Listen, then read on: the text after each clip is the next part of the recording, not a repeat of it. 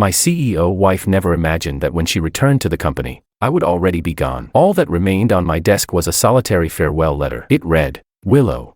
The divorce agreement was signed a month ago. From today onwards, we are both free. I wish you and Makoto all the best, and may I live up to my youth. After reading it, Willow, always so calm and composed, collapsed in tears. It was then that she finally realized, my so-called devoted simp image had been nothing but a carefully orchestrated scheme to make her drop her guard and sign those documents. Everything had been part of my elaborate trap. Chapter 1. Chairman Wong. I've drafted the merger agreement. Please review it. The lights outside gradually lit up, outlining the silhouette of the city. I pulled my gaze away, a faint, almost imperceptible bitter smile tugging at my lips. I said, change it to the divorce agreement. The office fell into dead silence. Only the sound of the central air conditioning hummed softly through the room. The lawyer behind me seemed momentarily stunned. His pen slipped from his hand, clattering against the hardwood floor. He asked, what did you say?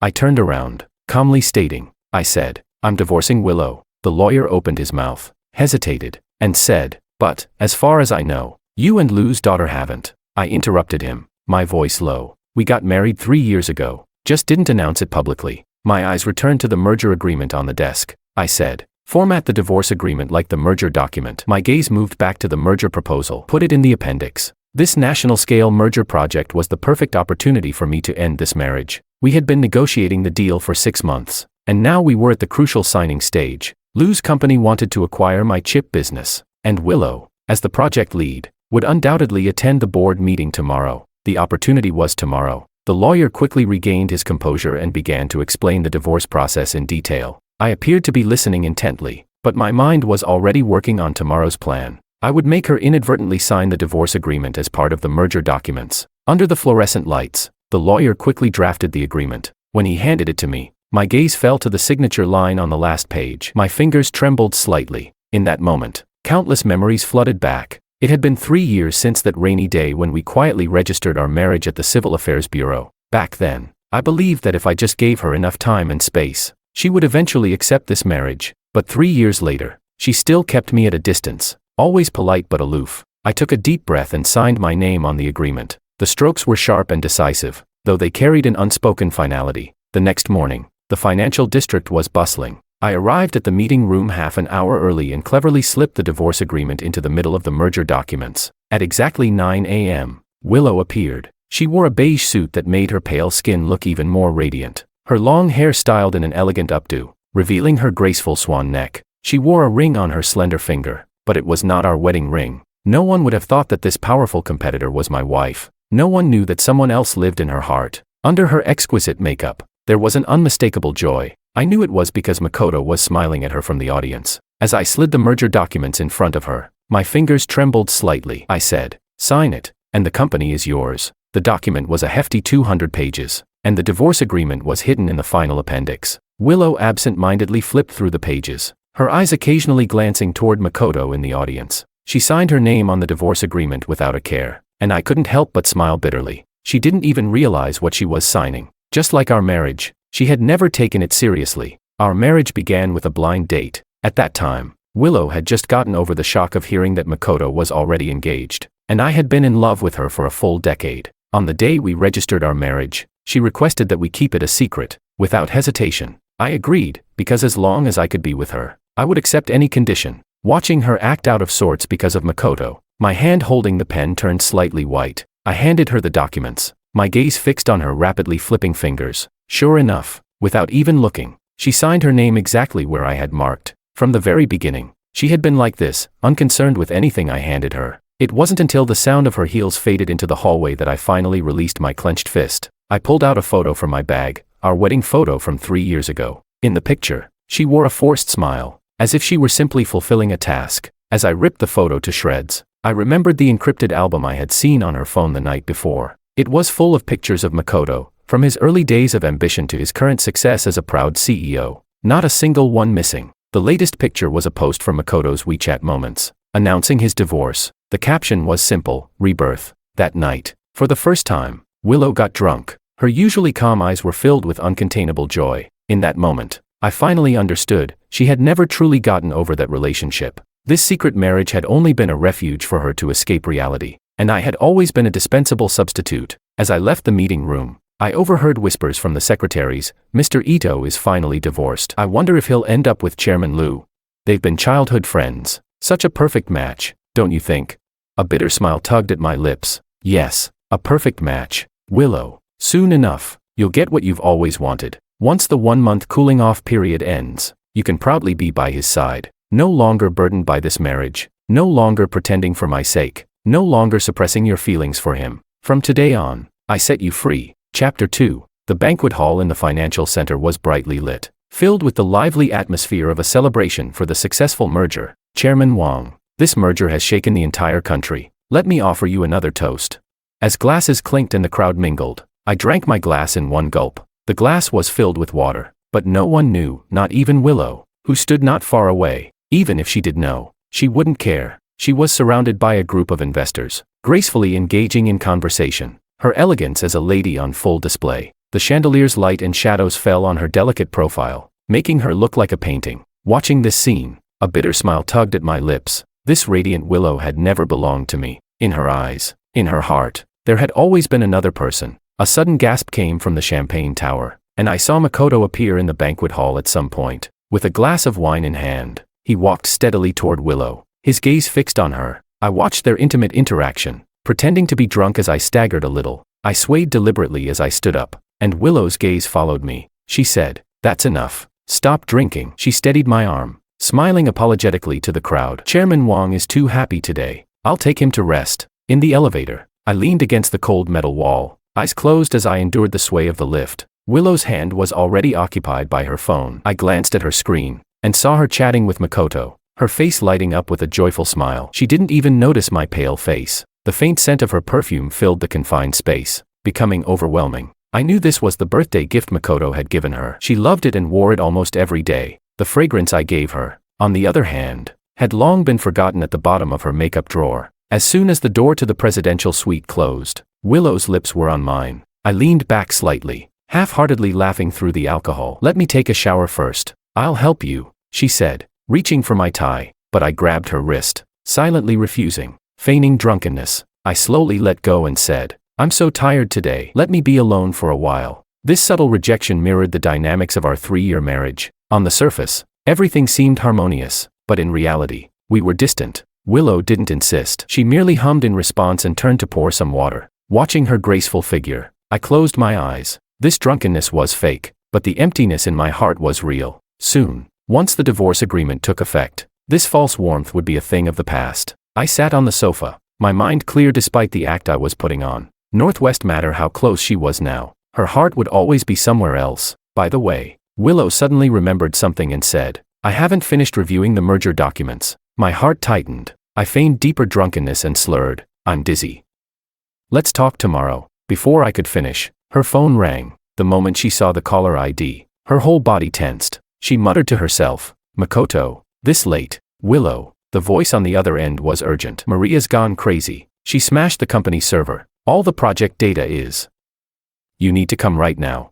Willow immediately stood up, hurriedly putting on her coat. "George, I need to go to Blue Sky Investment. Something's happened with Makoto again." Watching her rush, I leaned into my act, asking, "Is it his ex-wife again?"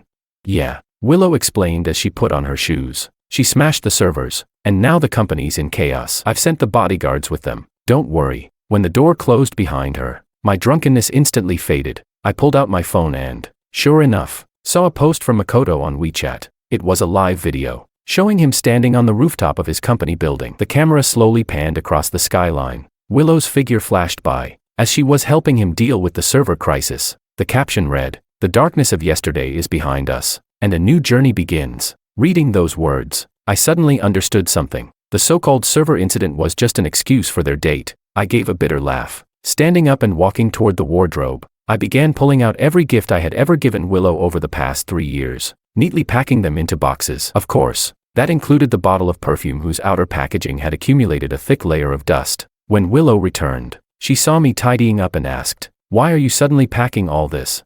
Without lifting my head, I replied, "I don't need it anymore. I'm planning to donate it." She nodded. "All right." She glanced at the box and didn't ask any further. She turned and entered the bathroom. I watched her retreating figure, my gaze calm. In fact, if she had opened the box, she would have seen all these items were tokens of my love for her. but she didn't do anything. Just like our 3 years of marriage, she had never truly cared about my feelings or actions. She never cared about the meaning behind any of my gestures. The next morning, the waste collector arrived to take the items away. Watching the box full of my past affection being taken as trash, a sense of relief washed over me. Soon, once the divorce agreement is finalized, it will all be over. Chapter 3. As the sunset streamed through the floor-to-ceiling windows into the office, I was reviewing the post-merger data reports when I suddenly noticed that the system wouldn't log in. Sorry, Chairman Wang. A call from the tech department came through. There's an issue with the server, and we need Chairman Liu's authorization to fix it. I looked at Willow, busy in the office across from me, and let out a bitter smile. I had been deliberately avoiding Willow these past few days,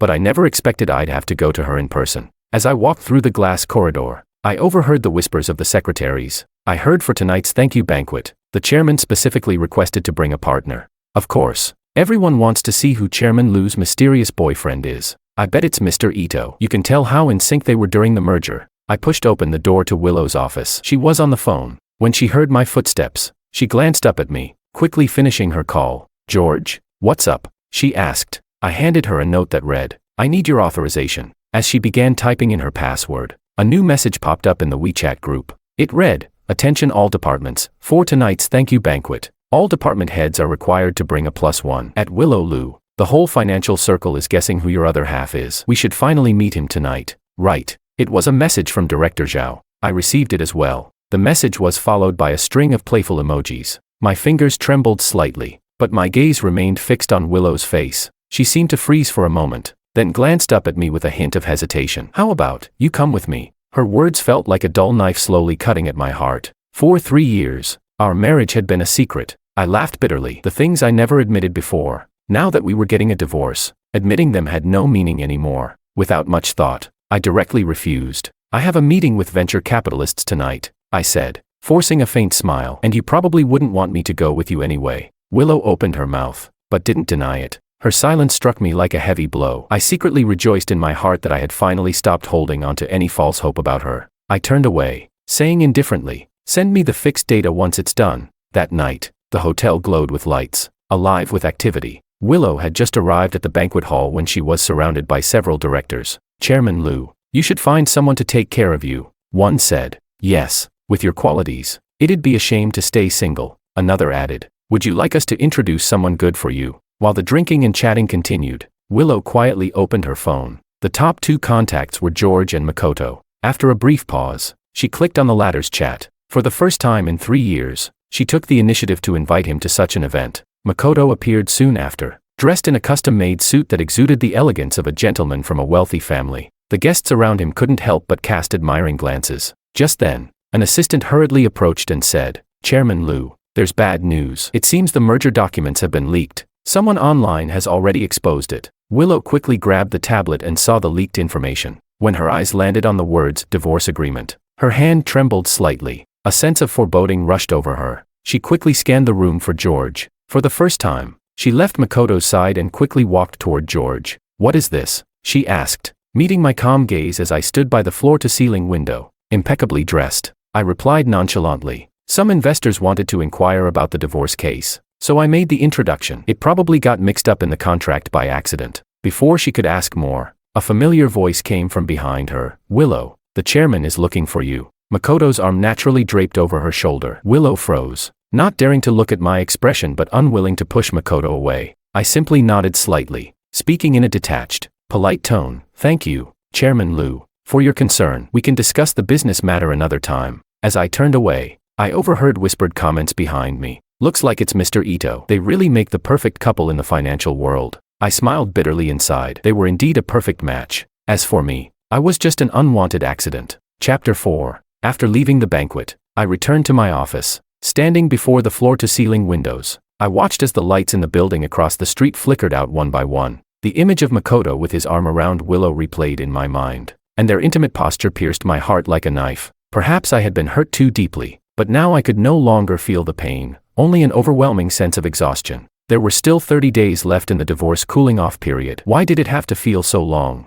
The coffee on my desk had long gone cold. Rubbing my tired eyes, I continued with the post-merger tasks. At 3 a.m., my assistant brought in the latest financial report. Chairman Wang, Here's the post-merger integration plan, the assistant said, placing a stack of papers on the desk. He hesitated for a moment before continuing. Would you like to go to the hospital for a checkup? Your complexion doesn't look good. No need, I replied, lifting the cold coffee, my eyes fixed on the building across the street. Through the glass curtain wall, the hotel lights shone brightly. I thought of the scene at the banquet and found it suddenly so ironic. 3 years of marriage, and to outsiders, I was just a rival being acquired, while Makoto could walk proudly by Willow's side. At 3 a.m., I finally finished reading the last document. Rubbing my temples, I suddenly felt a wave of dizziness. Then, a sharp, sweet metallic taste surged up my throat. Chairman Wang. My assistant looked up just in time to see me spit out blood. My body curled up, and I fell heavily from the chair to the floor. The assistant rushed over, shouting,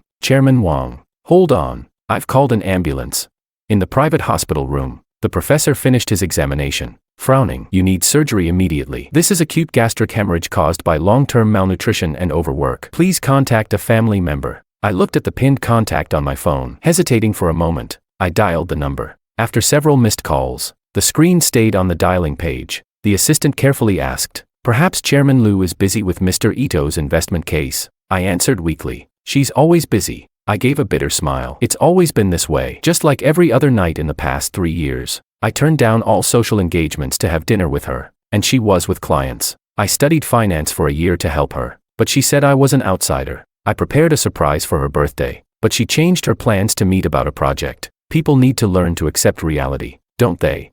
The assistant quietly opened WeChat. The workgroup was flooded with over 99 unread messages. In one of the pictures, Willow and Makoto were cutting a cake together. He glanced at me weakly and quietly turned off the screen. The doctor, holding the surgical notice, looked serious as he said, but we need a family member's signature. No need. I closed my eyes and said, in half a month, she won't be my family anymore. The doctor sighed and asked the assistant to sign. The surgery was successful, but I remained in the ICU for 5 days, with only the assistant visiting me. On the 6th day, Willow hurriedly arrived. She looked at the data on the monitor, her brow furrowing. Why didn't you tell me about something this serious? I looked at her delicate makeup. She had just come from a business dinner. I figured you were busy. The Blue Sky acquisition is more important than my little issue, she replied. About that day. It seemed like she wanted to explain but stopped herself. I asked, I heard Mr. Ito's divorce is finalized. Willow paused but nodded. Yes, it's all done, I whispered. Congratulations to Mr. Ito. Looks like the stock market is responding well. Just as she was about to speak, her phone rang again. Seeing the caller ID, she hesitated for a moment but then turned and walked toward the hallway. Half an hour later, she returned but overheard my voice from the hospital room. Don't worry about the board. Once the cooling off period is over, everything will come to an end. Willow froze. She pushed open the door and asked, what cooling off period? Chapter 5. I hadn't expected Willow to overhear that sentence. Fortunately, my assistant quickly intervened and took over the conversation. Liu Chairwoman, the assistant said. Wang Chairwoman was just asking for advice regarding divorce. Recently, I've been having some issues with my wife. I calmly added. Recently, his marital problems are something Lin, the lawyer, specializes in. I thought I could help by introducing them. The VIP hospital room fell silent. Willow's gaze shifted between the two of us, her instincts telling her that things weren't as simple as they seemed. But before she could speak, her phone rang. The caller ID, Makoto. She glanced at the screen, then at my pale face, hesitating for a moment. In the end, she pressed her lips together and said, I'll take this call. As I watched her leave, I closed my eyes. From the moment she chose to answer that call, everything had already been decided. Chairman Wang, my assistant began, but stopped short. It's fine, I whispered. It wouldn't have stayed hidden for long anyway. When Willow returned, I was lying back in bed, reading through some files. My calm demeanor made her uneasy. She said, I just asked the doctor. They said you'll be discharged next week. I'll come to pick you up then. Without looking up, I responded, no need. Just send the driver. You have your own things to do. The way I said it was so natural. Yet it left Willow feeling strangely guilty. Her voice softened, and for the first time, she spoke with unusual tenderness, saying, George, I know you're still upset with me, but that day, I set the file down and looked directly at her. Willow's voice trailed off under my steady gaze. I interrupted her, saying, you don't need to explain. After the merger, you'll have a lot on your plate. I understand. Willow exhaled, relieved. She continued, but, I am still your wife, so when you're discharged, I'll come pick you up. I'll make it up to you. Okay. I forced a smile, saying, sure. She looked as though she was about to say more but paused. remembering the phone call from Makoto urging her to return. In the end, she simply nodded and said, "I'll head back to the office now. The merger work is quite busy." I nodded. Be careful on the road." A week later, I went through the discharge procedures on my own. The nurse asked with curiosity where my beautiful wife was. I smiled bitterly and said, "She's busy. No need to come pick me up. I can leave alone." Just before finishing the paperwork, I saw the vacation photos Makoto had posted from Sonya, with the caption, "A rare time to relax. Thanks for the company." The sun in the photos was bright, and the beach showed 2 sets of footprints. I called Willow, and the sound of waves came through the phone. "What's up?" Her voice was panicked. Leaning against the window, I said, "Nothing. Just wanted to let you know I've been discharged." She hesitated. "What? Today?" She paused and continued, "Sorry, I'm on a business trip. I was supposed to." I asked, "A business trip to Sonya?" There was a silence on the other end for a few seconds, and then she replied, "There's a meeting there." I responded, "Be sure to put on sunscreen." Before hanging up, after finishing the discharge procedures, I opened my calendar. Only 10 more days in the cooling-off period for the divorce. In 10 days, our marriage would be over. She would be able to openly be with Makoto, and I could finally be free. Stepping out of the hospital, the sun shone brightly on my face, and I raised my hand to shield my eyes from the glare. For the first time, the steel jungle of the city seemed so wide open. I had let go of a relationship, and even breathing had become lighter. Chapter 6. My stomach illness hadn't fully healed, but I had already begun preparing for the relocation of Galaxy Technology. After the merger, the company was to move into the financial center and share a building with Lu Group. Chairman Wang, the equipment list has been double-checked. My assistant entered with a tablet. "But about your private office? Just follow the plan," I replied, my fingers lightly tapping the keyboard. My gaze fixed on the opposite building, where offices were being cleared. The entire top floor was busy with moving boxes, equipment. Documents were piled up in the hallways. The engineering team was dismantling servers, and the sound of moving equipment was endless. When Willow rushed in, she froze at the door. She hadn't expected me to start the relocation so quickly. She walked up to the window and asked, "Has the renovation at the financial center been completed?" I replied without looking up. "The new location is better suited for technology companies." Willow changed the subject and asked, "The assistant mentioned you had him clear out the top floor's lounge. Isn't that your favorite place?" I interrupted. "It's not needed anymore. Some habits are meant to be changed." She instinctively looked toward the corner, where a plant we had carefully chosen last year for the greenhouse stood. Now, it had a "to be handled" tag on it. Before she could speak, she noticed that all the boxes being moved out contained only her things. From the early stages of the merger until now, every little piece of the collaboration had been carefully stored. She asked, "What about your things?" "Already taken care of," I said briskly. Hearing my definitive answer, Willow assumed my things had already been moved to the new office, so she didn't ask further. As she checked the moving list, she casually reminded, "Make sure they mark everything properly so nothing gets mixed up." I watched her back as she left, wanting to say something but swallowing the words. It wouldn't get mixed up, because in the new office, there would only be her things. By the time the last box was sealed, the city lights had begun to twinkle. I leaned against the wall, preparing to go downstairs, but at the elevator, I ran into Makoto and his investment team. Willow hadn't expected to see him, and she froze, not knowing how to react. She instinctively let go of my arm and took 2 steps forward. "What are you all doing here?"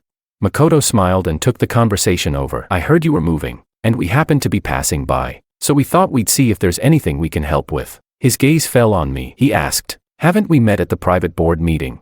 I smiled faintly, extending my hand. "Mr. Ito, you have a good eye. We have indeed met." Makoto's eyes lit up, and he said, "Why don't we take this opportunity to grab a bite?"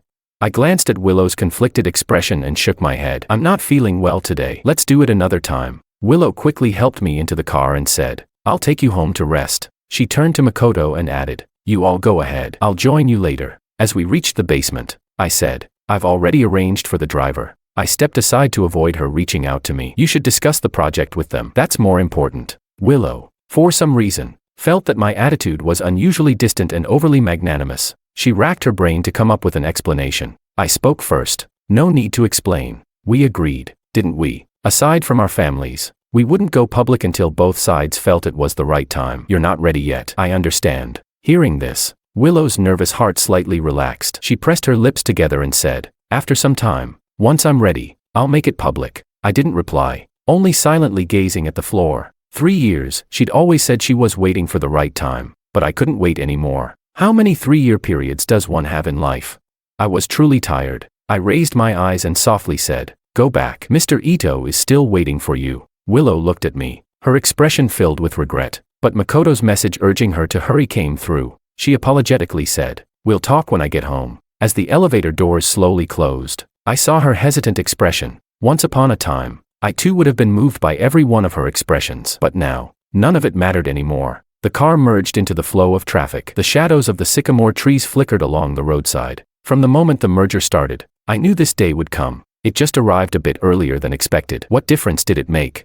I closed my eyes, letting the night conceal my expression. Outside the window, the neon lights flickered, resembling the moments of the past 3 years. My once love had turned into an obsession over time, but now, I had finally let go. From the very beginning, our marriage was a mistake. The wrong people are always meant to say goodbye in the end. Chapter 7. On the way back, I kept staring at the tablet, not saying a word. The data analysis showed that, post-acquisition, the market value of Galaxy Tech was steadily rising. This should have been something to celebrate. Willow watched my weary profile, reflecting on everything that had happened recently. After a moment's thought, she spoke up. "Next week marks the 1-year anniversary of the acquisition, and also our 3rd wedding anniversary. How about we go to the Maldives for a few days to relax?" I continued looking at the stock market trends, not raising my head. "I've not been feeling well lately." "Let's skip it," she asked. "Then how about the club? The rooftop restaurant there has a great view of the entire financial district." "No, thanks." She suggested a few more ideas,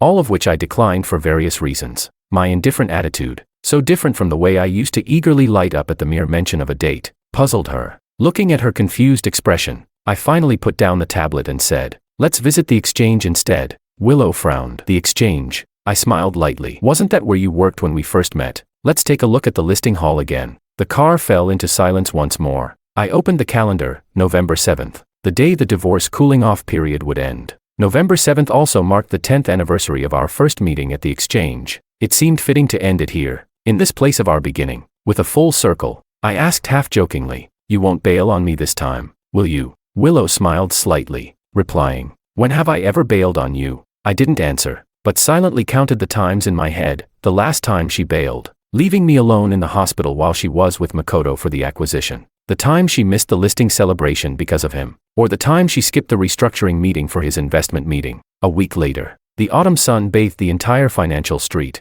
I changed into the dark blue suit I wore during the acquisition signing and went out with my camera. Today, I was going to capture the final farewell. Willow had been waiting downstairs at the office. Seeing me look refreshed, her mood lightened, and she said, "Let's take more photos today." We joked and walked into the exchange. Just as I was about to reminisce about the past, Willow's phone rang. "Willow, I'm in the hospital. There's an issue with the data after the restructuring. The stock price has plummeted, and the board is." It was Makoto's voice. Her hand froze. I turned to look at her, catching the conflicted look on her face. She said, "Makoto's in trouble. I need to go." I asked, "Can you wait an hour?" She replied, "No, it's really urgent this time." She was already gathering her things. I silently watched her leave. Without trying to stop her, I opened my phone and saw Makoto's post on WeChat, a pale-faced photo of him lying in a hospital bed, with Willow carefully blowing on a bowl of porridge. So this was the important thing she had mentioned. And, as always, there was always something more important than me. Chapter 8.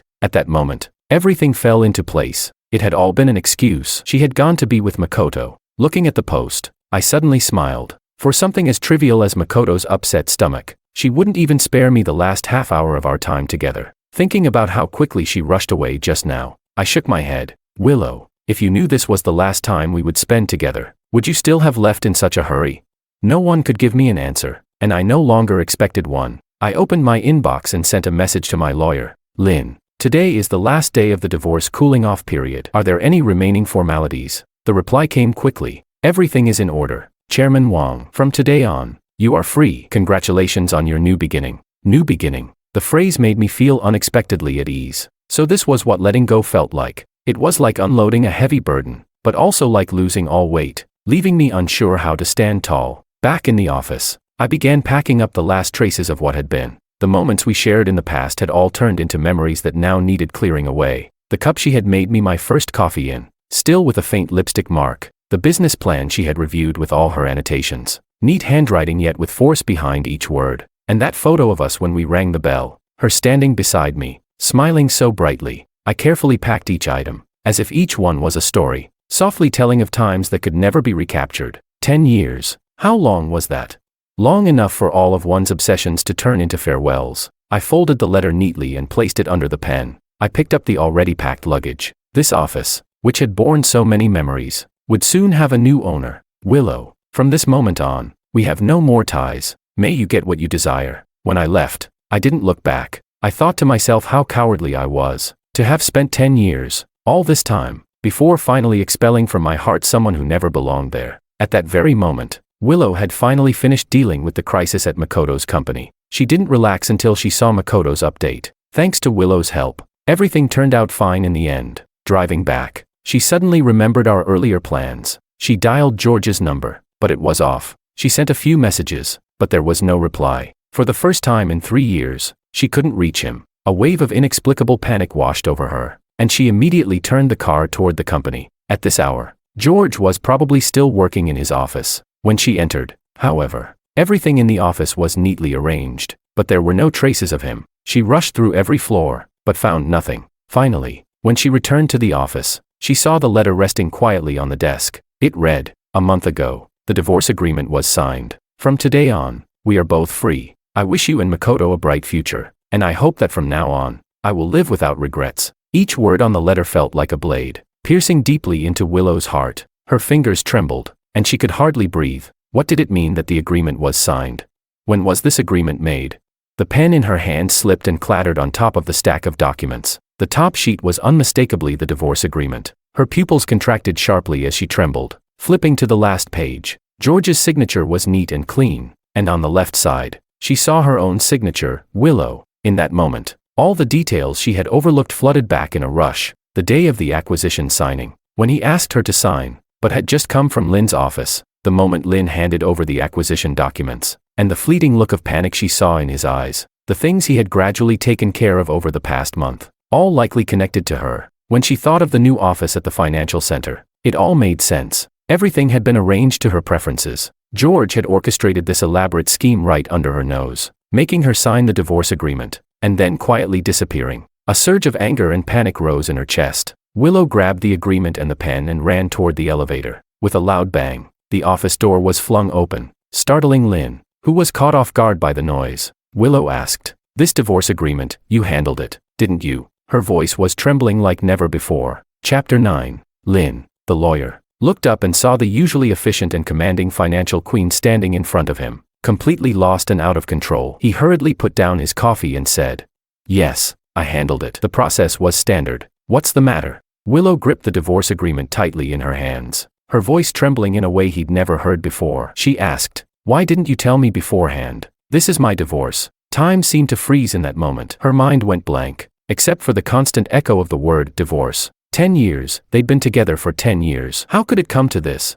The question hit her like a cold splash of water to the face. Her mind flashed through countless images of George waiting alone. The weekends she'd dismissed with work excuses, the warmth she thought would always be there. Now it all turned into sharp knives, piercing her chest, almost suffocating her. She realized her loss of composure, quickly adjusting her clothes. It was a gesture she had done so many times before. In boardrooms, at the negotiating table, her perfect poise was her armor. But this time, her hands were trembling, and the calm she was so proud of had completely vanished. Her carefully cultivated perfect image, one she'd maintained since childhood, was crumbling in an instant. For so many years, she had been so proud, the youngest CEO, the most successful woman in finance. But she had forgotten, she had never fulfilled her role as a wife. But now, she couldn't care about her image anymore. Memories flooded back like a tidal wave. The day they signed the contract, the fatigue in George's voice, only now did she understand. Willow clenched her fingers tightly, the divorce agreement wrinkling in her grasp.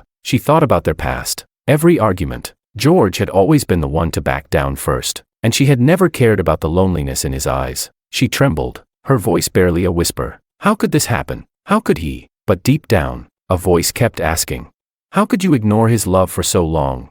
How could you make him wait for you? Chairwoman Liu, Lynn asked, unsure how to address the woman before him, the one who had lost her usual luster. Willow vaguely recalled how George had never called her that. He always called her Willow, his voice soft, full of the tenderness she had now come to appreciate. Why? She looked up, her eyes red, asking, why did he have to do this? Tears blurred her vision. She saw countless images of George dining alone, the the countless times she had cancelled on him for work, his disappointed but still smiling face. Lynn watched, seeing the woman, once a fierce financial leader, now vulnerable, for the first time. How many times had George sat in that same spot, calmly discussing the details of their divorce, his calmness hiding the heartbreak beneath? With a sigh, he said, "Maybe it's because he waited too long." The words felt like a dull knife, slowly carving into Willow's heart. Yes, he had waited for far too long, waiting for a look, a word of concern, waiting for her to put down her phone and talk to him. But she was always busy, always moving on to the next project, the next acquisition, never truly seeing his waiting. She took a few steps back, collapsing onto the leather sofa. The details she had overlooked all these years suddenly became clear. George always picked her up and dropped her off on time, but she had always changed her plans at the last minute. He remembered every important occasion, but she had forgotten their anniversaries. He carefully managed their life together, but she didn't even know what he was busy with. That day, her voice was soft, almost to herself. "He asked me if I wanted to see the documents. I didn't even look. I just signed it." How ironic, she thought. The last chance to salvage their marriage had been in her hands, and she had destroyed it with her own actions. Tears fell silently. How much regret, how much longing, how much remorse, only she knew. Lynn passed her a tissue. He said, he began quietly, that rather than waiting to be abandoned, it's better to let go on your own. That way, at least you can keep some dignity. Willow suddenly raised her head. Did he think I would give up on him? On their anniversary? That had been George's final attempt to hold on. She had never realized, but from long ago, George had known that day was the last time they would meet, but she had been too slow to understand, only feeling the pain of loss when it was too late. "I'm sorry, I got too emotional," she said, taking a deep breath. "Can you tell me his new contact information?" Lynn hesitated. "Please," she said, for the first time using that word. Lynn shook his head gently. "Chairwoman Wong, he did leave a contact before leaving, but you, being in the finance industry, understand the importance of confidentiality. Besides, there are still non-compete clauses after the merger." Willow bit her lip hard. Yes, she had to keep their marriage a secret. What right did she have to question anyone else now? She asked softly, "How has he been lately?" Lynn paused before replying. "Very calm," he said. "When the time comes, we must learn to let go." Willow stood by the floor-to-ceiling window, gazing at the financial center she had built with her own hands. The glass walls shone in the sunlight, blinding her eyes. Their office was supposed to be on the top 2 floors. The one with the best view was meant for him. But now, she finally understood why all the plans had to be redesigned, why all the renovations had to be replanned. Because from the very beginning, George never intended to stay. Chapter 10. The financial center in the night remained brightly lit. Willow had experienced countless nights like this, yet for the first time, she felt a deep, bone-chilling loneliness. She stood in the top-floor office, gazing at the darkened windows of the nearby Galaxy Tech headquarters. For the first time, she truly understood what it meant for something to be a world apart but so close. Her gaze fixed on the divorce agreement on the table, and the only photo George had left behind. She couldn't tear her eyes away from the photo of George's focused profile. Suddenly, many details she had long ignored flooded her mind. He always stood just a step behind her, like an eternal guardian, but she had never even turned around. Those moments of warmth she took for granted, those gestures of care that seemed like ordinary daily acts, were all his silent expressions of love. Her heart ached, constricting her breath. Every time she worked late, the office lights were always on for her. She remembered joking with George often, "This light is like my life, it never goes out." But now, she realized, it wasn't eternal light, it was George's stubborn weight. Every time they faced difficulty in an acquisition, the key data would always appear in her inbox right on time. She thought it was efficiency, professionalism, and the execution power of her team, but now, she understood that behind those late-night emails was George's tireless effort. How many sleepless nights had he spent, hidden behind those precise data analyses? Even the chair she sat in now had been custom-made by him, an ergonomic design he'd arranged just for her. He remembered even the smallest of her habits, but what had she ever done for him?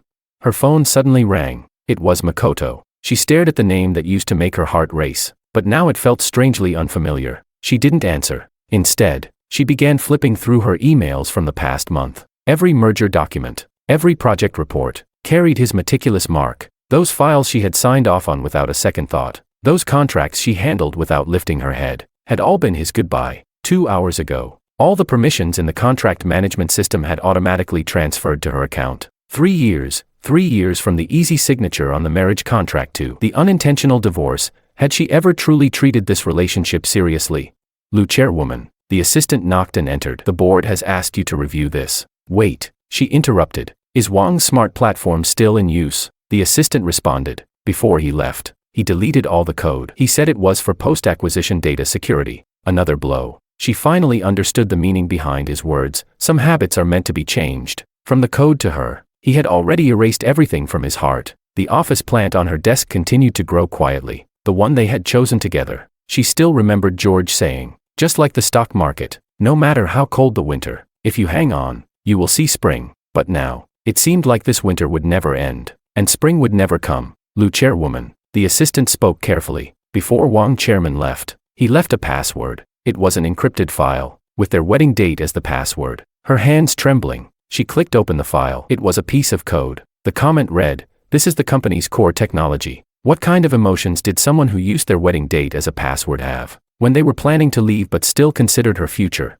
Tears began to fall uncontrollably. "Willow, oh Willow, it took you 3 years to realize how lucky you were, but now, you've destroyed all that happiness with your own hands." Chapter 11. Wang chairman has transferred all his shares and formally resigned from the Galaxy Tech board. Once this news was released, the entire financial sector was in uproar. No one understood why the founder would choose to completely exit just as the acquisition was completed. Willow stood at the press conference, watching the reporters' incessant questions. Is this a malicious liquidation? Is this dissatisfaction with the Lu acquisition? Will Blue Sky Investment take over these shares? She mechanically responded, her eyes fixed on the empty seat in the corner. That was George's seat at the board. After the meeting, she had someone gather all the transfer documents. As she reviewed them, she realized that he had begun planning his exit a month ago, silently clearing his holdings through different accounts. An analyst from the investment bank sent a report.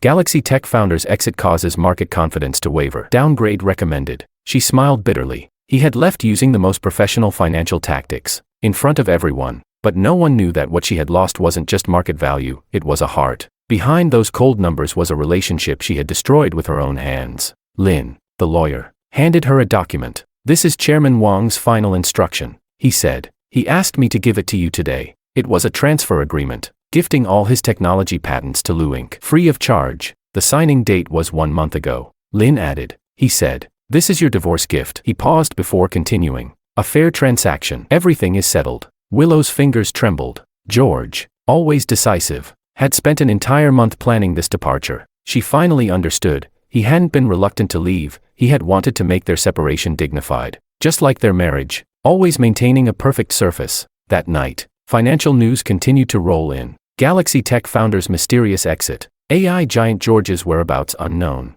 Lu Group issues clarification statement. Willow leaned back in her office chair, trying to find the turning point in her chaotic memories. Board changes, share transfers, technology handovers, each step he had planned so carefully. No, it should have started even earlier. She opened all the meeting records from the acquisition process, her eyes stopping on a particular investment meeting from 6 months ago. The moment Makoto appeared, she saw something shatter in George's eyes. Those eyes, which were always warm, showed an emotion she couldn't understand for the first time. Now she realized, those were the eyes of a man who had seen through everything and had found peace. At that time, she had still been caught up in the joy of the acquisition. Still delighted by meeting a kindred spirit, unaware that every bit of her joy was only hurting George. After that day, he had started preparing all the handover documents. Her fingers trembled as she opened the project folder on her computer. From that moment on, he had decided to leave. Those meticulously prepared handover files, those carefully planned departure strategies, were his silent dignity.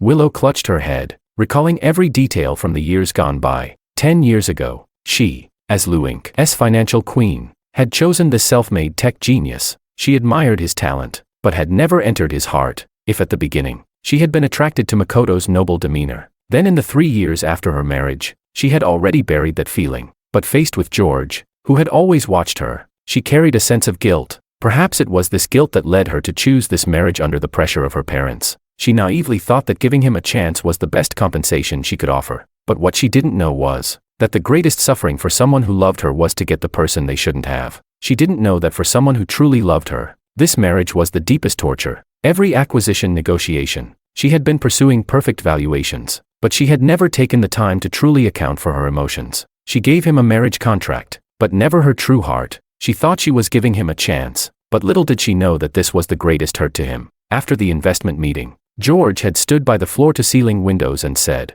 with a detached look. Some weights will drain all your courage. At that time, she thought he was talking about the uncertainties of the acquisition. Now she realized he was talking about their marriage. That man who had always been patient with her, supporting her, had finally lost all hope in the endless wait. Staring out at the deep night, Willow questioned herself for the first time. Love was never a business transaction. It didn't require fairness, logic, or calculating wins and losses. But she had used a transaction to hurt the one person she should never have hurt. Perhaps, from the very beginning, the problem wasn't her choice, it was her heart. She had filled every empty space with her career, forgetting that marriage needed to be nurtured, and love needed to be cherished. Only when she lost it, did she realize she didn't even have the right to keep it. Chapter 12. It wasn't until the lights in the office building began to fade one by one, that Willow finally allowed herself to sink into the chaos of her thoughts. Tears blurred her vision, and everything she once took pride in seemed worthless in the face of love. For all the success she had in the business world,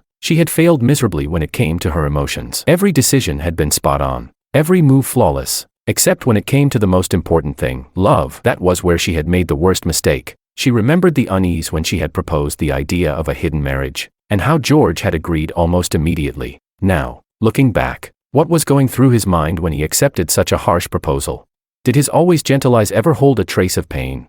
At that time, she had naively thought it was the best solution. How laughable now, that she had tried to treat marriage like a problem to be solved. She had grown accustomed to handling everything with business logic, forgetting that love was never a transaction. She didn't know how to forget someone, nor how to truly love someone. She had entered marriage blindly, like an outsider, watching her life pass by in decisions that lacked warmth. Every time she had been indifferent, every time she distanced herself, she had only pushed away the one man who truly loved her. Over the past 3 years, she had deliberately distanced herself from Makoto, meeting only when necessary. She thought it was responsible and loyal, but she had forgotten that a real marriage needed not restraint, but investment. Habits, however, form when you least expect it. Every time she saw his message, she would instinctively pay attention, her emotions rising and falling without her control. She worried about his troubles, wanted to help him, all without realizing George's sharp intuition. The man who saw through everything in the business world couldn't possibly have missed the truth about her heart, especially after learning about George's divorce. She had desperately wanted to help him. Like a drowning person grasping for a lifeline, she wanted to do something for him, no matter how impossible it seemed. She still hoped that the person she once loved could find happiness. The emotions behind her concern, she thought she had hidden them well, but George saw right through them. Her anger, though, wasn't just from his betrayal. She was angry at his sudden departure, angry at his authoritarian ways, angry that he didn't even give her a chance to explain. But the one she should be most angry with was herself. Why had she only realized it now? Why did it take losing him to understand? The tiny moments from the past flooded her mind, the coffee he had made for her late at night, the note on her desk when he returned from a business trip, the warm water he handed her when she was sick. Once all of this became the past, she realized that George had been a constant presence in her life. Every small act of warmth had been his silent love. Somewhere along the way, his existence had become as natural as breathing, as indispensable as a heartbeat. But she had only now realized that true happiness was always right beside her. Even after Makoto's divorce, she had never considered ending her marriage to George, because, a long time ago, when she had received the marriage certificate, the one she wanted to spend her life with had always been George. She just hadn't been perceptive enough to realize it, and it took losing him to understand the pain of regret. Chapter 13. It had been 3 days. Time seemed to freeze on that number, every minute dragging on endlessly. Willow stared at her phone screen. The familiar number was still off. She had lost count of how many times she had dialed it. Each time, the same cold, hopeless voicemail greeted her. Outside, the sky was darkening, mirroring the growing panic within her. The sense of helplessness crept up, like the tide slowly swallowing the shore. The coffee on the table had long since gone cold, and the dozens of unread messages from Makoto lay there. She didn't know how to face them, or rather, how to begin explaining. Then, Makoto appeared before her. The familiar face that used to make her heart race now made her feel strangely calm. Makoto asked, "How long has it been since you've rested?" He noticed the dark circles under her eyes. The concern in his voice felt familiar, yet no longer stirred anything within her. Willow lifted her head and looked at the face she had once longed for. In that moment, all her emotions suddenly settled. So this is what it felt like to let go of someone. It was like a long-standing illness finally fading away, leaving only a faint, lingering fatigue. She spoke, "Do you know where I've been?" This question had lingered in her heart for far too long, so long that she had almost lost the courage to ask. Makoto responded, "Wang, Chairman Wang." Willow answered, "I've been looking for him." She heard her own voice, as though it were coming from a distant place. All the nights and days spent yearning, all the guilt that had no place to go, were all condensed into these simple words. The cup of tea gently tapped the surface of the table. It sounded strangely sharp in the silent office. Makoto's hand paused for a moment. He asked, "Is it about the shares?" Willow replied, "It's about me." A few simple words, yet they carried an overwhelming burden of unspoken emotions. She looked at the tea leaves slowly sinking to the bottom of the cup and suddenly smiled. "You know, we've been married for 3 years." The office was engulfed in silence. This silence was more powerful than any words, like a hammer to the heart. Makoto's breath caught for a moment, unable to speak. He remembered that day at the private club. George's looked towards him. It was then that he understood. It hadn't been an illusion. That deep gaze had hidden so much that he had never been able to comprehend. He asked, "Why?" Willow replied, "Because I'm too cowardly. I didn't dare face it, didn't dare admit it, didn't dare." Her voice trailed off in a sigh. All those years, she had locked herself away behind high walls, thinking she could escape all feelings. The tea was completely cold now, just like the lost time between them, never to be revisited. Makoto suddenly spoke. "That day, he asked me if I liked you." That sentence hit Willow like a blade, shattering her last defense. Her fingers trembled slightly, her heart tightly squeezed. Makoto continued, "I said I didn't know." He just smiled and said, "It's okay. Anyway, it's already." The unfinished sentence hung in the air like fog, obscuring all possibilities. What did he mean by already? Already missed? Already over? Already let go?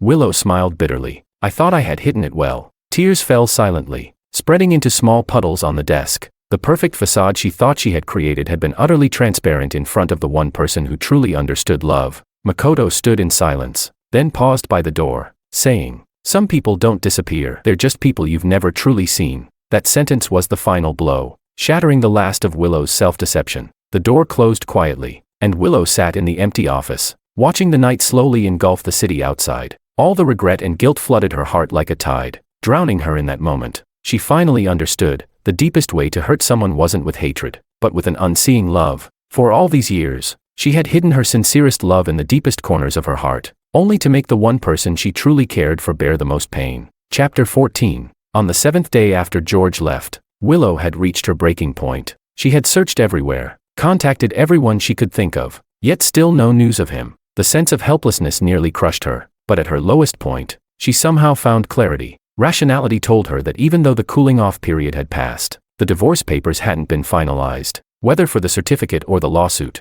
he would have to show up at some point. This realization shone a light on the confusion in her heart. Perhaps this was her last chance. With this in mind, she picked herself up again. Her first stop after returning from her break was Lawyer Lin's office. Over the past few days, Lawyer Lin had relayed countless messages to her, each one like a needle piercing deep into her heart. Seeing her worn-out face, Lawyer Lin was about to offer some comforting words, but she spoke first. "Tell George," she said, her voice strangely calm, as though she had already prepared herself for the worst. "I agree to the divorce. Let him come and handle the paperwork." The words were said lightly, but they drained her of every ounce of courage she had. Lawyer Lin nearly spilled his coffee. "You're giving up just like that? You've fought together for 3 years." He could see how difficult this decision was for her. Willow replied, "He won't communicate. What else can I do?"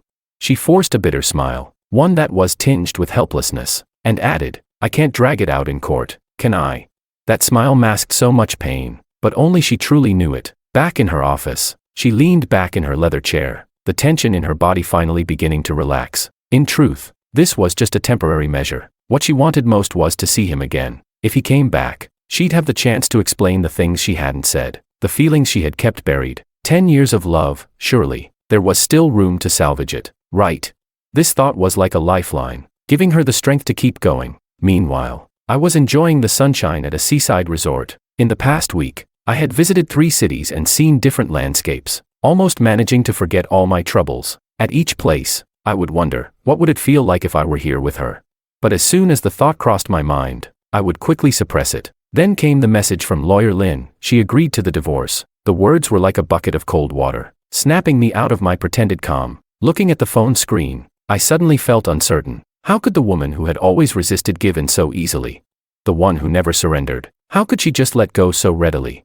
To be sure, I inquired about the process. When I learned that both parties had to be present to finalize the divorce, or else it would go to court, I sighed in resignation. Why was it so difficult to end a relationship? All the emotions and shared memories over the years had become the heaviest burden of all. Packing my bags, I glanced at my scheduled itinerary and had to cancel it with regret. The long-awaited sights couldn't compare to the ties of reality. The next morning, I landed at the familiar airport, the air filled with the unmistakable scent of home. My assistant was already waiting. When he saw me, he exclaimed, "Chairman Wang, you're so tanned." The tan revealed how I had been avoiding everything these past few days. I joked, "This is a healthy tan." It was rare for me to joke, trying to hide my inner anxiety, but the lightness vanished the moment we talked about her. I said, "No matter if she's sincere or just pretending, I'm going to finish this. If she changes her mind, then we'll go to court." My assistant replied, "That will take a lot of time." I nodded, saying helplessly, "Yeah, that's why I'm in such a hurry to end this. The sooner it ends, the better." Chapter 15. One morning at the end of September, Willow received a text message, 9 a.m., B-section hotel lobby. Those few words made her heart race instantly. After a month of waiting, the opportunity to meet had finally arrived. She arrived half an hour early, sitting on the sofa by the floor-to-ceiling window. The sunlight poured through the glass, casting its glow on the newly printed divorce agreement in her hands. Each word was so glaring, so sharp. Although she had signed it herself, at this moment, it felt like a dagger piercing her heart. At 8:55 a.m., the elevator doors opened. I stepped out, walking straight toward her without a glance. A month had passed, and though I had gotten a little tanner, my features had become even sharper. That face she had thought about day and night now looked strangely unfamiliar, hurting her deeply. I asked, "Did you bring the documents?" I sat across from her, speaking in the calm tone one would use for a routine business transaction. The coldness stung her heart, and she wondered when this man, once so gentle to her, had learned to become so indifferent. Willow looked up, hoping to find some warmth in my eyes. She asked, "Is that really the first thing you're going to say after a month?" Her voice trembled with an emotion she didn't even realize was there. I responded, "What else would you expect? Should we talk about the weather, or catch up on our lives?"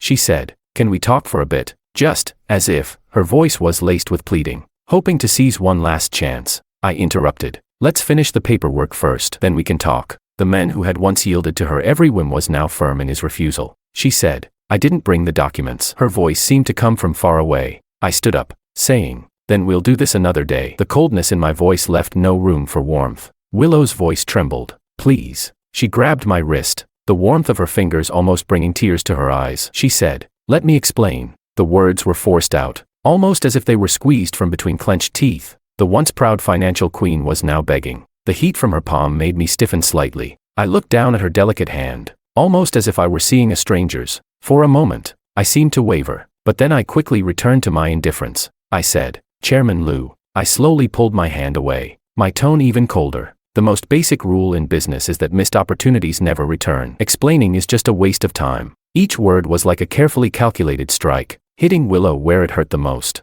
"George." Willow cried out his name, her voice full of endless reluctance. I replied, "No need for any more acting." I turned and began to leave. "We're both busy. Let's just go straight to the Civil Affairs Bureau another day." Willow tried to resist, saying, "But if we don't finalize the paperwork within 30 days. I interrupted again, "Don't keep using legal terms." I stopped in my tracks but didn't turn around, my voice thick with restrained pain. I said, "If you didn't love me, why are you still holding on now? Are you unhappy with the division of property?" The sunlight was still bright, but it no longer reached Willow's heart. She watched my determined back, suddenly understanding that some things, once lost, can never be regained. Chapter 16. Outside the floor-to-ceiling windows of the B District Hotel, the city's neon lights gradually lit up. The lights and shadows intertwined, mirroring the chaos in Willow's heart at that moment. She stared at the coffee in her cup and spoke in a voice softer than ever before, one filled with vulnerability. "George, what do you actually want?" Each word felt like it was squeezed out from deep within her heart. The once proud Willow was now learning to lower herself. I replied, "I want a divorce." Listening to my cold response, she hesitated, then weakly said, "I don't mean anything else. I asked, "Just what?" My voice was sharp, like a knife, aiming to cut through any hope she still held. She replied, "I just want to understand why it turned out like this." She looked up, her eyes filled with pleading. Her voice trembled as she added, "Why won't you give me a chance?" All the unsaid words, the feelings left unexpressed, were encapsulated in that single sentence. I stared at her for a long time, a flicker of surprise flashing in my eyes. This woman, once so invincible in the business world, now revealed an unprecedented fragility. For a moment, I almost softened, but then I remembered all those painful nights. I replied, What's there to understand? I sneered bitterly. You chose freedom. Isn't that clear enough? Each word seemed to remind myself not to soften. She responded. It's not like that. Her fingers clenched tightly, her knuckles white. She said. You misunderstood. That explanation came too late. Far too late to fill the cracks in my heart. I interrupted. Misunderstood. I'm just stating the facts. The lonely nights of waiting, the emotions she could never hide, were all the best proof. At that moment, Willow suddenly realized something. It turned out that all my decisiveness came from a misunderstanding she never took the time to explain. She took a deep breath, trying to steady her voice, and said, I read the letter. You think I still care about Makoto, don't you? I asked. Isn't that the case? Her heart tightened with a bitter ache at my rhetorical question. All those feelings she thought she had hidden well had long been seen through by me. She forced herself to look into my eyes and said, I'm sorry, it was my fault. I should have explained everything earlier, but I kept avoiding it, and that's why you misunderstood for so long. Each word was laced with regret, but alas, some mistakes, once made, can never be undone, I said. There's nothing more to say. I stood up and straightened my clothes, as though shaking off all the feelings I shouldn't have. I continued. Since you've already made your choice, let's end things cleanly. As I turned to leave, she suddenly spoke up with an unprecedented sincerity in her voice. I truly want to spend my life with you. Those words seemed to drain all the courage she had left. I stopped in my tracks. I turned back and looked closely at her face, as though confirming the truth of her words. That brief pause gave Willow a glimmer of hope. I let out a faint laugh, but it was tinged with bitterness. I said, do you know what's the most terrifying? It's not when the other person lies, but when you lie to yourself. Do you really believe what you just said? Willow felt the coldness in my eyes pierce her, but she insisted. Since the day he got married, I decided to let go. You gave me a home, made me understand warmth, what it means to be. She wanted to say love, but the word simply wouldn't come out. I interrupted again. Enough. My voice was filled with an exhaustion she had never heard before. I said. Nice acting, but it's too late. Makoto's single now. You two are the better match. Each word was a reminder to myself not to soften. She trembled as she asked. How can you be so sure? Her voice carried desperation, but she couldn't continue. I looked out at the night sky, my eyes filled with a pain she could never understand, and said, because I see clearly, in these 3 years, you've never seen me. Chapter 17. What are you best at? I suddenly asked. The question came out of nowhere, like a sword aimed straight at her heart. Willow froze for a moment and asked, what? She looked at my suddenly stern expression, a wave of unease rising in her chest. I sarcastically responded. Investment analysis. You're best at seeing through the essence of a business, but you've looked at me for 3 years, and still, you haven't seen the real me. Those words made Willow's heart ache. She finally realized that the man in front of her, full of sarcasm, was the true George. The gentle and polite persona was just a carefully crafted facade he had created to maintain this relationship. Willow spoke with regret. I know. I don't have the right to say anything, I responded. Anything you say now is too late. I picked up the coffee on the table, my gaze drifting outside the window. To me now, everything was more interesting than the woman sitting before me. I paused and added. You should know, missed opportunities never come back. And people, too. Willow looked at my profile, and her heart suddenly tightened in pain. This George was so different from the one who always tolerated her capriciousness. The warm smile in her memory, the endlessly forgiving gaze, suddenly seemed so foreign. But when she thought about it, which one was the real George? A tech giant who dominated the business world couldn't possibly be the same soft-hearted person she had once known. All the patience in the past 3 years had been to maintain a relationship he thought was worth fighting for. But her?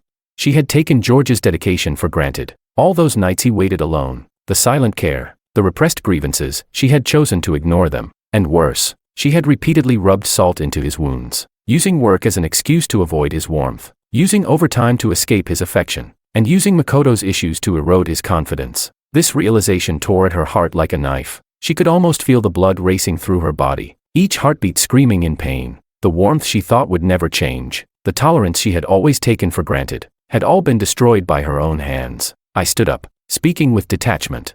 Chairwoman Liu, next time, make sure you bring all the materials. Don't make excuses when we meet again. For 3 years, she had pushed away the one person she should have cherished the most, all while naively thinking it could still be salvaged. Willow's voice trembled as she suppressed all her pride and said, George, can you give me a little more time? Let me prove. Chairwoman Liu, I interrupted her, my voice colder than ever. What do you want to prove? You've wasted 3 years. Don't waste each other's future. Willow watched my retreating figure, suddenly wanting to ask how I had endured all of this for the past 3 years. But she no longer had the right to ask. Everything was her own fault. She had destroyed the most precious feelings with her own hands. Chapter 18. When I turned around, I saw Willow leaning against the door, barely able to stand. I squinted. This woman, who was always decisive in the financial world, was now putting on a show for whom? I asked. Not feeling well, I walked over, my tone full of suspicion. I had seen her acting in the business world too many times, and her vulnerability now seemed just like another performance. Willow detected the doubt in my words and felt a pang of bitterness. She shook her head, stood up straight, and said, "No need to wait for another time. The documents are in the car. We can do the procedure today." With the look of suspicion on my face, she smiled bitterly and asked, "Shall we go?" Watching her push open the door, I finally relaxed my guard and followed her. The elevator was quiet, so quiet you could hear the sound of our breathing. I kept checking my watch, afraid of missing the appointment time. My urgency seemed to prick Willow's heart. When we got out of the car, I even reached out and grabbed her wrist, walking quickly. The sudden touch made Willow's heart skip a beat, and it instantly reminded her of the scene from 3 years ago. She thought, back then, George was just as anxious, afraid she would change her mind, holding her hand tightly. But she had been so preoccupied at the time that only when she saw his nervousness did she laugh, softening her resistance. Who would have thought that the two people who once walked into the hall of marriage would today be signing papers, bringing everything to an end?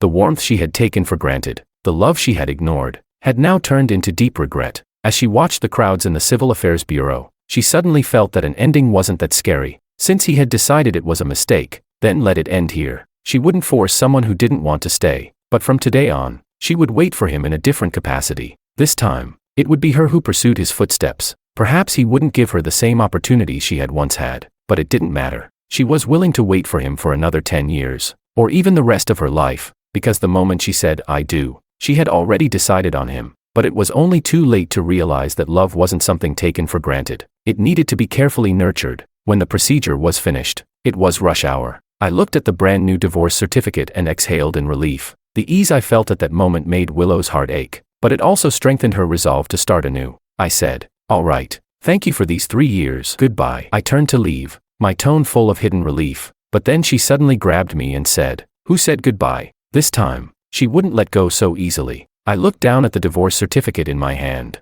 then raised my eyes to meet hers, confusion evident in my gaze as I asked, "Isn't it over?" She said, "The marriage is over, but we still have another relationship." Her voice was firm, no hesitation left. I sneered, "What relationship could we possibly have?" She said, "At least, we're still in the same circle." She stared directly into my eyes, her gaze carrying an unprecedented determination. She said, "I remember you said, after the divorce, everything could be talked about." Chapter 19. I suddenly remembered that I had said that, but it was only meant to make her feel comfortable and finish the procedure quickly. Who would have thought she'd take me seriously?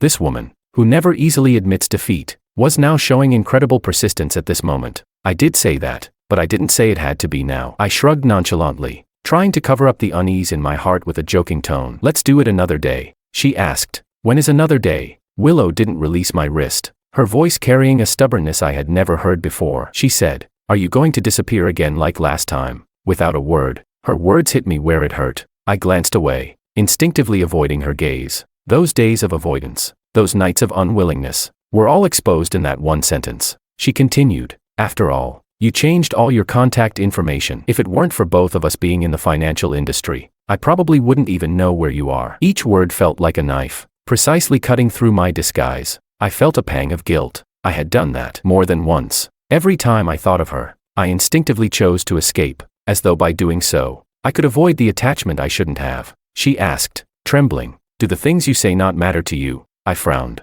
my tone colder. "Are you questioning me?" I instinctively raised my defenses, but her next words shattered them completely. She said, "I wouldn't dare." Willow smiled lightly and said, "I just wanted to remind you, you once taught me to be a person of my word." Her words left me speechless. The teachings I had once imparted to her had now become a weapon, one I couldn't escape from. I took a deep breath and finally relented. "Fine, what do you want to talk about?" she softly asked. "I heard you're immigrating to the UK. Is it to avoid me?" This question hit me like a sledgehammer, striking the most vulnerable part of me. My fingers froze, and the cup hit the marble counter with a sharp sound. I looked up at her and asked, "Are you interrogating me?" Willow smiled faintly and replied, "Just concerned. After all, we've known each other for so many years. There should be a proper farewell." "Proper?" I scoffed, my voice dripping with sarcasm. Isn't saying goodbye at the Civil Affairs Bureau proper enough? Willow wasn't provoked by my mockery. Instead, she took a step forward and said, if you think it's proper, then why are you deliberately avoiding me? Why go so far? Her words were like a needle, pinpointing the most painful part of me. I stood up, my voice laced with suppressed anger. I'm not avoiding you. Willow tilted her head, looking at me, and asked, really? Then why are you walking away so quickly? The cafe was silent for a moment, only the neon lights outside changing colors, casting alternating shadows on our faces. All the words left unspoken, all the repressed emotions, swirled in that silence. I forced a decisive smile, though it was filled with bitterness. You're well informed, but this no longer concerns you. She nodded. It no longer concerns me. But are you really just going to leave without a word? I furrowed my brow. Do I need to report to you whether I stay or leave? She shook her head. It's not about entangling. It's just that some things need to be cleared up. I asked. Haven't we made things clear today in the cafe? She replied. Today. You've only spoken your thoughts. Willow adjusted her clothes and walked up to me, meeting my gaze squarely. Chapter 20. I tried to maintain my composure and said, Chairman Liu, you don't seriously think that I still care, do you?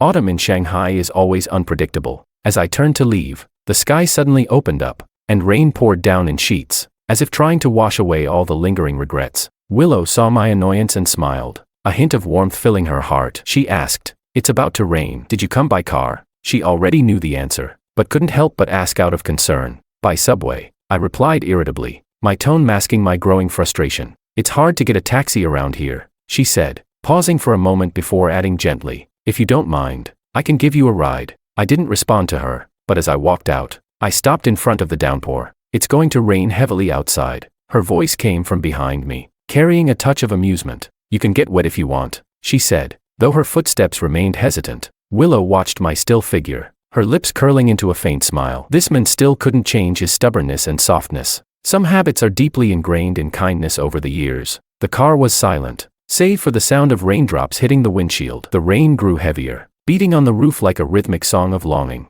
In the closed space, even our breathing felt amplified, and the unspoken words hung in the air. Willow stared at the rain running down the windshield and suddenly smiled. Do you remember our first date? I coldly replied. Don't talk about useless things. She seemed not to hear my response, continuing as if lost in her own thoughts. It was on a rainy day just like this. You forgot to bring an umbrella, and insisted on taking off your coat to shield me from the rain. The next day you had a fever, but you said you didn't regret it. Those warm memories fell on my heart like raindrops. My fingers tightened on the steering wheel. Those memories I had tried to lock away came rushing back. Each detail so clear, my heartbeat uncontrollable. I can't forget. Willow, I said, my voice warning. We're divorced now. Yeah, we are. She nodded calmly. But George, divorce doesn't mean everything in the past disappears. Those beautiful memories, those moments of genuine love, are they just to be erased? The car was quiet for a moment. The sound of rain seemed especially loud in the stillness. I turned to look at her, my gaze sharp. What exactly are you trying to say? She said. What I want to say is this. Willow stared straight into my eyes, her gaze filled with a newfound determination. You keep saying you don't care, but why are you still keeping that pocket watch? You said you wanted to cut all ties, but why do you still remember I'm afraid of the rain? You swore you'd never see me again, but why did you get into my car? Each of these questions felt like a sword thrust into my heart. I turned away, my voice hoarse. It's just a habit. I couldn't even convince myself with that excuse. Is it? Willow smiled lightly. Then do you know what my habit is? Before I could respond, she continued, I'm used to not giving up easily. Just like when I started in the financial world, people said I wouldn't make it, but I persevered. Now, the same applies. I won't easily give up on someone I believe in. I quickly turned to face her, locking eyes with her resolute gaze. The sound of rain on the car window faded, and all I could hear was her soft voice. Give me a chance, and give yourself a chance. Okay. Chapter 21. No. After a long silence, I finally spoke. Willow, you've always been like this. When we were together, you couldn't let go of Makoto. Now that we're divorced, you're trying to chase me again. I laughed coldly, the words cruel. Willow, is it only when you lose something that you finally learn to cherish it? Just as I spoke, the traffic light turned red, and Willow was forced to brake. Before she could stop me from leaving, I had already opened the car door. Her desperate voice shattered behind me. She said something with great force, but it was swallowed by the sound of the door slamming shut. I had already booked a flight for tomorrow. I'd made the decision as soon as I returned. The immigration paperwork was already taken care of. Before I left, I had already decided, even if Willow disagreed, or if the divorce proceedings hadn't gone smoothly, I wouldn't waste any more time on her. Even if she kept bothering me, even if she insisted on suing, I had a plan. I'd leave everything to Lawyer Lin. The street was empty in the heavy rain, the sycamore trees swaying violently in the storm. I randomly picked a small restaurant to avoid the rain, but I never expected to run into someone I thought I'd never see again. Makoto. It had only been a month, but he looked much more haggard, the fatigue in his eyes impossible to hide. The waiter brought a cup of hot tea, but he only stared at the rising steam. When footsteps approached, he seemed to snap out of his daze and looked up. Chairman Wang. Makoto recognized me immediately and stood up awkwardly. Just call me George, I said, sitting down across from him and signaling to the waiter for another cup of tea. I sized him up, frowning slightly. The disheveled man before me was a far cry from the energetic financial talent I remembered. Neither of us was particularly talkative, and for a while, the soft music filled the space between us. A couple at the next table laughed quietly, making the silence feel even more awkward. Eventually, it was Makoto who broke the silence. George, I've been wanting to apologize for a long time. I raised an eyebrow, lightly tapping the edge of my coffee cup. Apologize? For what? He said. That day in the bar, I didn't know about your relationship with Willow, and I said a lot of things I shouldn't have. His voice was full of guilt, his eyes darting away from mine. I'm really sorry. I observed his expression for a moment before responding. We chose to keep our marriage secret, so it's understandable you didn't know. He replied. No, it's not just that. Makoto curled his fingers, and the coffee cup clinked on the saucer. I knew for a long time that Willow had feelings for me, but I acted like I didn't know. Later, I got married, and things went wrong in my marriage. She helped me through it. I thought she still liked me, and I even had some thoughts I shouldn't have. I interrupted him. So what's the relationship between you two now? Makoto paused, then gave a bitter smile. Brother and sister. It will always be brother and sister. He looked me straight in the eyes and continued slowly. Actually, I can feel that she's already changed. Maybe without realizing it. She's let go of her feelings for me. I can see it in her eyes. She looks at me the same way she would look at a younger brother. I asked, then why didn't you stop our divorce? He responded, because by the time I figured out the truth, it was too late. Makoto's voice faltered. He said, seeing her go crazy trying to find you, I finally realized that she really loves you, and I'm no longer that special person to her. George, do you know? She's lost a lot of weight recently. She's really worn out. I've never seen her like this. Even when I got married, she wasn't this devastated. I paused, my fingers resting on the coffee cup, my eyes flickering with a barely perceptible change. Are you sure about that? He nodded, looking at me with earnestness. Of course, George, give her a chance. And give yourself a chance. Don't let misunderstandings ruin a relationship that has been so hard to build. And, he paused and asked, do you really not care about her at all? Chapter 22. I didn't answer immediately. The sunlight outside slowly shifted west, casting a long shadow across the table. My gaze fell on the cold tea, but my thoughts drifted far away. The memories I thought I had let go of surged back like a tidal wave. Makoto's voice broke through the silence. Don't you believe me? He looked at George and suddenly understood why Willow had been so persistent. George had always been rational and extreme, but during those 3 years, he had forced himself to become someone gentle and refined for Willow. After a long silence, I finally spoke. It's not that I don't believe you. It's just that when it comes to feelings, who can really say for sure? Each word carried a deep exhaustion, a skepticism born from too many life experiences that had tested every relationship. He asked, are you doubting her sincerity? Makoto looked at me, his eyes filled with confusion. In his view, Willow's changes were obvious enough. I forced a bitter smile, my words laced with frustration. If sincerity were so easy to see, this world wouldn't have so many regrets. The years of waiting and disappointment turned into this moment of helplessness. Makoto leaned forward, his voice sincere. But George, some things can't be hidden. After you disappeared, she searched for you relentlessly, day and night. I interrupted him. That doesn't prove anything. He continued, then tell me. Makoto looked into my eyes. What would prove it? His question struck right to the heart of the matter. I was speechless. I had long been accustomed to Willow's neglect. Her relentless pursuit had been an experience I had never known in our 10 years together. I bit my lip, unable to find a reasonable counterargument. He said, George, let go of your prejudice. The most valuable thing in a relationship is mutual effort. If you both still care about each other, why not give it another chance? I responded, it's over. My voice cracked a bit. Is it? Makoto's smile was strained. He asked, then why do your eyes always dodge when you talk about her? Don't lie to yourself. George, you can't let her go. I stood up suddenly, the chair scraping loudly against the floor. The feelings I had buried deep inside nearly broke free. I took a deep breath. This ends here. Thank you for your honesty today. The rest is between me and her. You have no right to interfere. Wait. Makoto stood up as well. I have one last question. I froze. my heartbeat accelerating. He asked, "If you had known back then that I had no feelings for Willow, would you still have divorced her?" Chapter 23. The conversation with Makoto lingered in my mind, like a seed taking root and growing inside me. In the VIP lounge, I stood by the large window, watching the planes take off and land. My thoughts were in turmoil. Each plane seemed to carry my thoughts far away, yet brought my emotions back to memories I didn't want to face. "Mr. Wong, your flight and visa are ready," my assistant said, handing over a folder. After a moment of hesitation, he added, "Are you really sure? You're not coming back, are you?"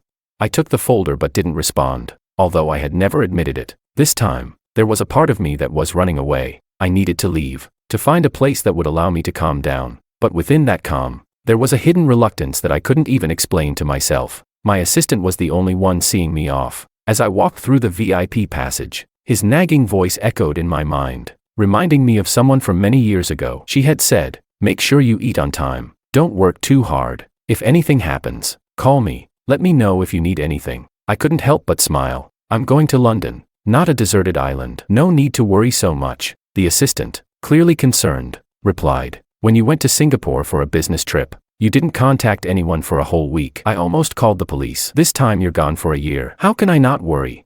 I chuckled. That was because I was buried in a merger deal, very busy. I had indeed thrown myself into work during that trip, trying to forget certain things. The assistant became serious. "That's why I'm even more worried this time. Don't lock yourself in the office all the time. Remember." I cut him off. "I'm boarding now." I walked toward the security checkpoint. Some of his reminders made me think of too many past events. After passing through security, I placed my watch in the tray. Out of the corner of my eye, I caught a familiar figure. That silhouette made my heart skip a beat. I turned sharply, but only saw unfamiliar faces. Must have been a mistake, I muttered to myself, but still sent a message to my assistant. "What has Willow been up to recently?" This unconscious concern even caught me off guard. He replied, "Chairman Liu submitted his resignation yesterday. I think he's going to London. I'm not sure of the details." Upon reading the message, my heart skipped again. The familiar unease returned. I walked quickly toward the boarding gate, but as I searched for a seat, I heard a familiar voice. "Excuse me." The voice froze me in place.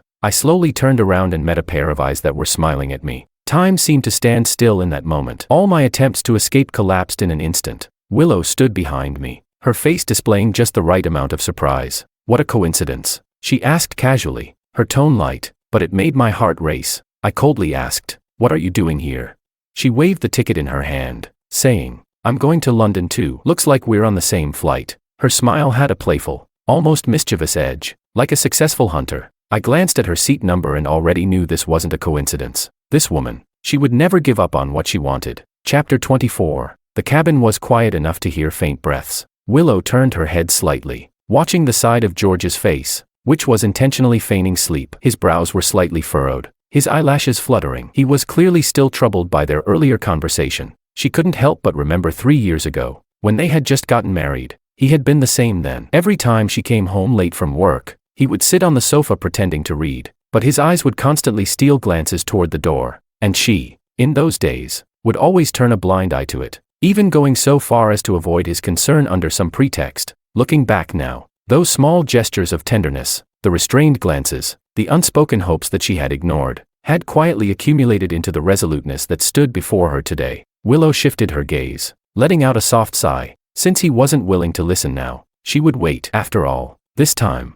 it was her turn to wait for him, to wait for the day he was willing to turn back. The 2-hour flight passed quickly. When the plane landed at Heathrow Airport, the sky was just beginning to lighten. Willow followed George, watching him swiftly retrieve his luggage and stride toward the exit. He walked quickly, as if trying to shake something off, but Willow wasn't in a hurry. She followed him at a relaxed pace, her eyes fixed on his tall figure. That figure, which she had once overlooked, now seemed impossible to take her eyes off of. "George." As I was about to get into the taxi, she called my name. I stopped but didn't turn around. I said, "Everything that needs to be said has been said. Are you still going to cling to me?" The coldness in my voice felt like a blade, but it couldn't sever her determination. She stepped forward, saying, "Not everything has been said. Let's call a truce for the 3 years we've lost. But for the 7 years before and the rest of our lives after, there's still so much we need to talk about." I scoffed. "What's there to say? Isn't it just that I foolishly chased you for 7 years, and now we each go our separate ways to live our lives?" The words sounded calm, but there was deep pain hidden within them. Willow quietly watched George's back, suddenly remembering that night from 10 years ago. She had stood outside the library, listening to the shy boy who always seemed to create coincidences with her, confessing his feelings with a mix of nervousness and determination. She had only said thank you and turned to leave. At the time, she had thought that would make him give up, but he had stubbornly replied, "You may not like me now, but the future is uncertain. Willow, don't make such early conclusions." Back then, she had thought it was just a typical male refusal to accept defeat. She had even secretly laughed at him, but now, looking back, that stubborn figure, that promise spoken with determination, had quietly etched itself into her memory. So she said, "The past is set in stone, but the future is uncertain. George, don't make such early conclusions." I turned around abruptly, my gaze sharp as I tried to find even a hint of humor in her face, but Willow's eyes were unwavering. In the soft morning light, her gaze was crystal clear, as if she was trying to make up for the 7 years of neglect and the 3 years of distance with the rest of her life. Years ago, she had used a detached "thank you" to put an end to our story, but she hadn't expected that I would spend 7 whole years, with countless coincidences and the gentlest patience, slowly erasing that period. Though our marriage had begun hastily and ended decisively, it was in these 3 years that she had gradually come to understand her own heart and recognize George's goodness. Those small gestures of tenderness she once overlooked, those expectations she ignored, and the love she had never reciprocated had, after the divorce, turned into the deepest pain in her chest. As the sunlight gradually brightened, it bathed the two of them in a soft halo. Willow watched as the tense line of George's jaw gradually softened, knowing he was wavering, because she knew him too well, his stubbornness, his pride, and the heart that had never truly let go. This time, it was her turn to wait for him to turn back, with a patience that stretched longer than the 7 years before, with a deeper understanding than ever. She was ready to continue the story that had yet to end. Chapter 25. Willow lowered her gaze, her voice soft as she spoke. "George, don't be too quick to reject me. How about we make a bet?" I frowned, asking, "What kind of bet?" She lifted her head and met my gaze, her eyes unwavering as she said, "If I can find you before tonight, you'll agree to one request of mine." I sneered, "Do you really think that's possible?" Her lips curled slightly into a smile as she responded, "Try it. You've got nothing to lose, right?" I asked, "And if you lose?" Her voice was quiet but clear. "If I lose, I'll never show up in front of you again." I stared at her for a long time, as if trying to gauge the truth in her words. Finally, I nodded. "All right, it's a deal." As I turned to walk away, I suddenly asked, "You seem pretty certain that you'll win." She replied, "You don't need to know." Willow turned and left, though she didn't even know where this certainty came from. The cold wind swept away the last of her fleeting hope and the courage she had been trying to summon. This city was so vast. How much luck would it take to find someone who was determined to leave? The 9 o'clock bus slowly pulled away. She stared out the window at the passing neon lights, her fingers unconsciously tapping on the armrest. Where would George be? The hotel? A cafe? Or? A thought suddenly flashed through her mind. She pressed the stop button. The lights in the cafe were still on. She pushed the door open, her eyes instinctively searching for his usual spot. It was empty, with only an unfinished Americano left on the table. The waiter came over to clear the cup, and she stopped him. She asked, "When was this coffee from?" The waiter replied, "It was from the gentleman who was just here. He said he wouldn't be coming back." Her heart sank sharply. She looked up at the clock. 11:40. Her heart began to race. The final chance. She ran down the empty street, the sound of her high heels echoing sharply in the night. Passers-by looked at her curiously, but she couldn't care less. Turning the corner, a beautiful melody drifted out from the music store. It was the Nocturne, but this time, it carried more resolve than before. She stopped at the crosswalk, watching the seconds tick away, her heart aching with urgency. Tears welled up in her eyes. Thankfully, the weather was on her side. As the clock hit 11:59, Willow pushed open the door to the music room. As the door swung open, the piano music abruptly stopped. The person at the piano looked up, and as their eyes met, Willow's world collapsed in that instant, because the person playing wasn't George. The stranger, upon seeing her, said nothing. He closed the piano lid, grabbed an umbrella from the corner, and left. Willow stood in the empty music room, the piano standing silently under the moonlight. On the piano lid lay a lone phone. She had installed the tracking software on that phone, so she had been so sure of her success earlier, but now, she knew she had lost completely. "George," she whispered, her voice choking with emotion. "So you really could be this heartless." The sound of rain outside grew faint, and her vision blurred with tears. She slowly leaned against the piano, letting her thoughts drift back to the moments she could never return to. Looking out at the night sky, her voice cracked as she spoke. "I was really foolish. Knowing you were about to leave, I still held on to that small hope. I thought that if I tried hard enough, I could find you, but..." Tears finally overflowed, and she said, But you didn't even want to give me the chance to say goodbye. The clock struck midnight, and in the music room, all that remained was her muffled sobs. The woman who once dominated the financial world now felt like a lost child, curled up in the corner. George, her voice was barely audible. I was wrong. Your destination was never London. The rain outside stopped, and the stillness of the room only amplified the brokenness in her voice. She said, "How could I have forgotten? You never liked the rainy season. But London is always rainy." Chapter 26. As the plane ascended into the clouds, golden light fell across my face. Even though I didn't see Willow's despair, I could imagine the scene perfectly. I didn't care anymore. I knew why she was so certain she would win. Because the last time we met, she had installed the tracking software on my phone. Willow had always been so confident in my feelings for her, as if all the post-divorce entanglements were just part of the game between us. But I had long grown tired of her endless clinginess. I knew that when Willow saw that phone, she would probably fall apart, but I didn't care anymore. I had already been a fake person for 7 years. From now on, I would be the real me. I breathed out on the window, fogging it up, and wrote the word goodbye with my finger. It wasn't a farewell to Willow. It was a goodbye to the subdued version of myself. From now on, I didn't have to suppress or sacrifice myself for anyone. This time, I could finally be the real me.